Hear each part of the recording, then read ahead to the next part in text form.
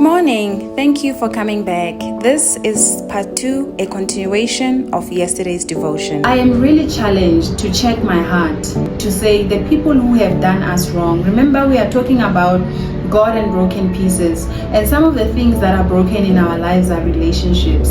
And so many times I'm encouraged by the people in the word.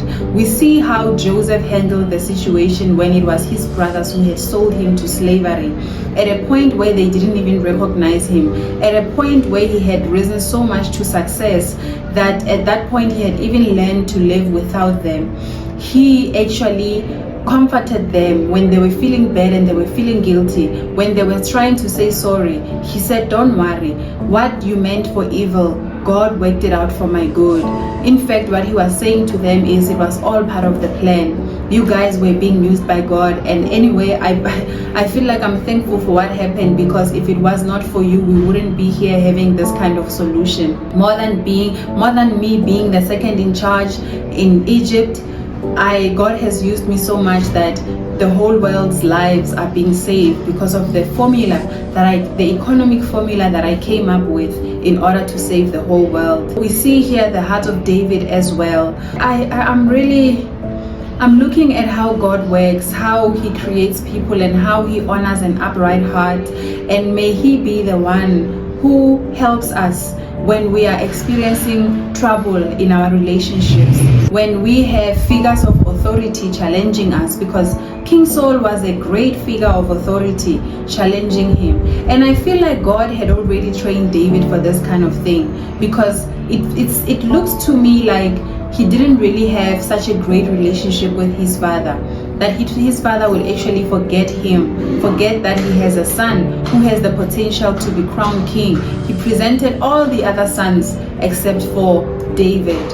And it looks like that was a situation that God used to shape David to rely so much on God and not rely so much on the figures of authority on the earth, and not take things so personal. And God also demonstrated to David that God sees him. Even if his own father did not see him, God saw him, and that God is on his side.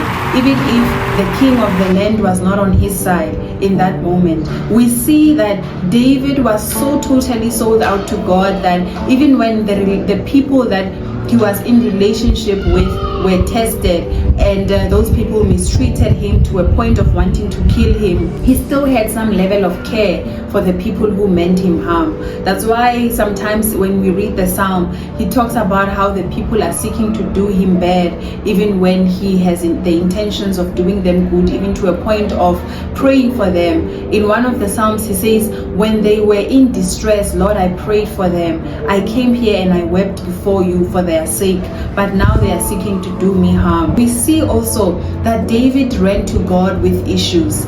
He didn't trust in man. That's why man's actions didn't throw him off in such a way. He was not thrown off by betrayal, by people seeking to kill him, and so forth. And he knew who was the enemy, which enemy to fight. I appreciate how he honored the anointing that was on King Saul. The fact that we are in the same faith, we believe in God together. And if you made a mistake, it's not for me to judge you, or it's not for me to make a ruling against you. However, he knew how to deal with those who were not in covenant with God. That is wisdom. David in this chapter 1 actually ordered the man who delivered the news to be killed, because that man killed King Saul. And he was thinking, who do you think you are that you can kill the one that God has chosen?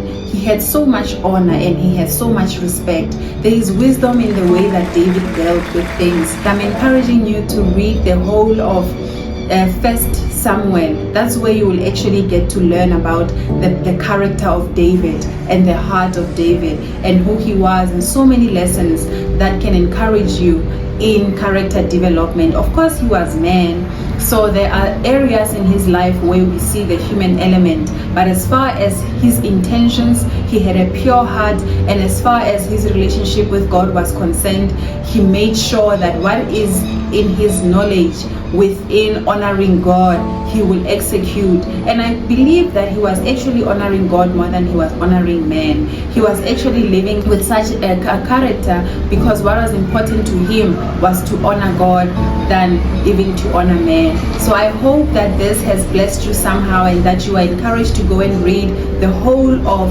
1 Samuel, because the story starts actually when Samuel is born, and how the people of Israel begins to ask for a king, and how we see God positioned the life of Samuel in Israel in that moment to facilitate all this. I made a video about how the prophet Samuel was born.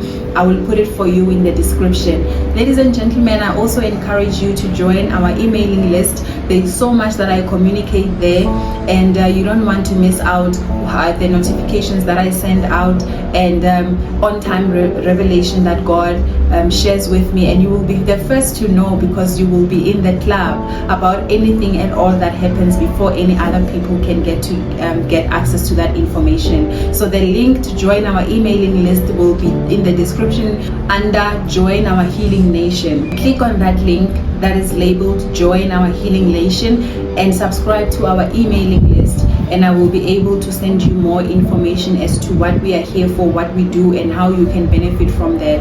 I receive a lot of messages, people asking me to pray with them or asking me to pray for them. I receive a lot of messages, people sharing their challenges and so forth, and that is a platform that I use to get even more intimate with the people of God regarding what God would like me to communicate with you. Okay, so thank you so much. Subscribe to that emailing list, subscribe to the channel, share this video, give it a thumbs up, and see you next time. Enjoy your day. God bless. Mwah.